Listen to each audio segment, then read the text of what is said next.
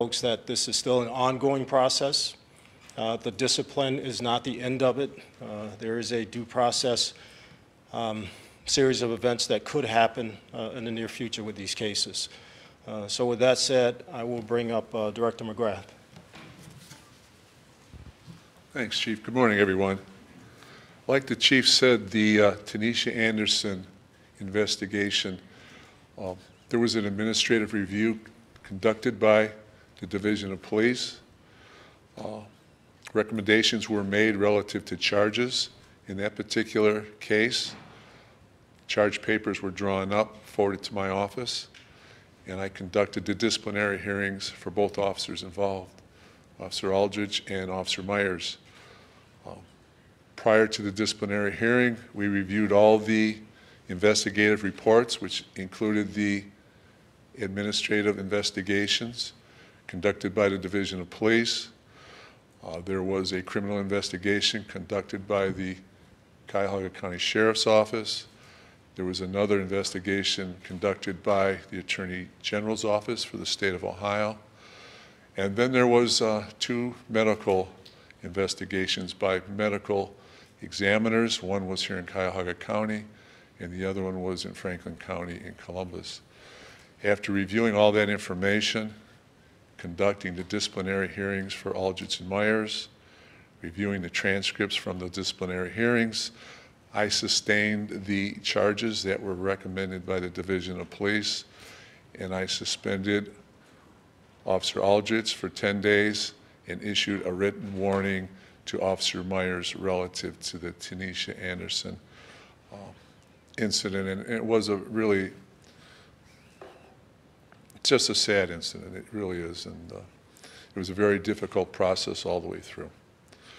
Relative to the rape investigations, the Chief's office conducted an administrative review of a detective who was assigned to the Sex Crimes Unit and Child Abuse Unit. That was completed. The facts in that case were presented to the city prosecutor.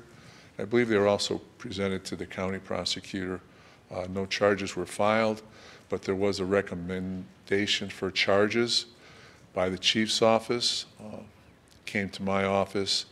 I conducted a disciplinary hearing for all 3 officers involved in that case individually, which was Commander McPike, Sergeant McMahon, and Detective Ross. I reviewed all the investigative reports relative to that.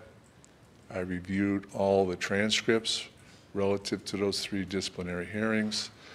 And after everything was completed, I sustained the recommendation of charges against those 3 officers.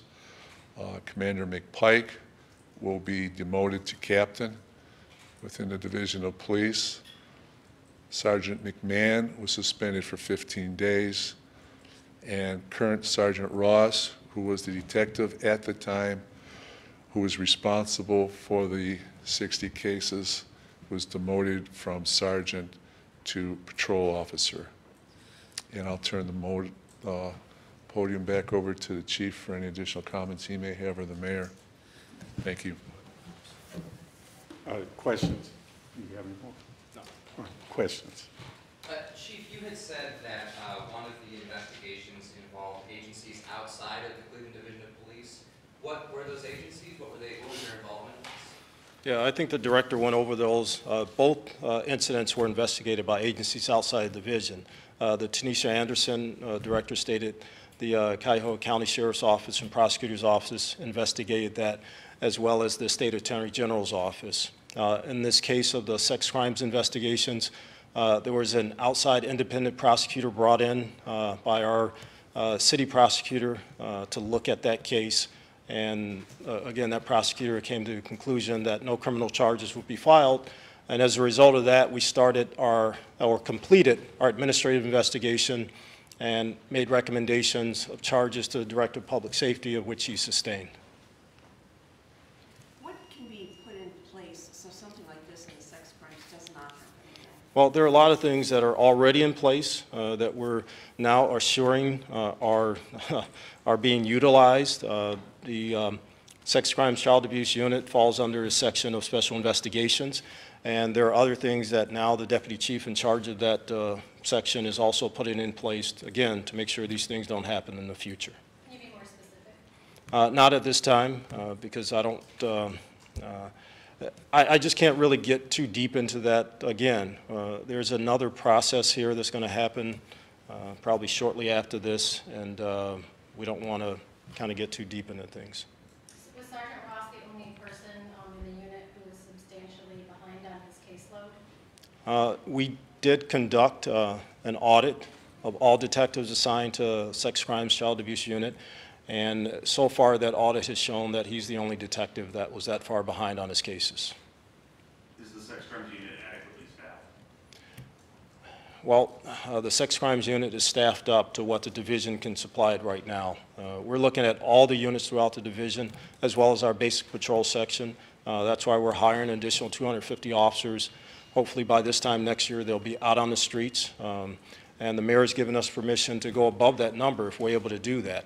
So we're in the process of trying to make sure we staff all the units and operations within the division to a level where they can operate. Do you have a number right now for how many cases behind sex crimes is right now? No, I don't have that number.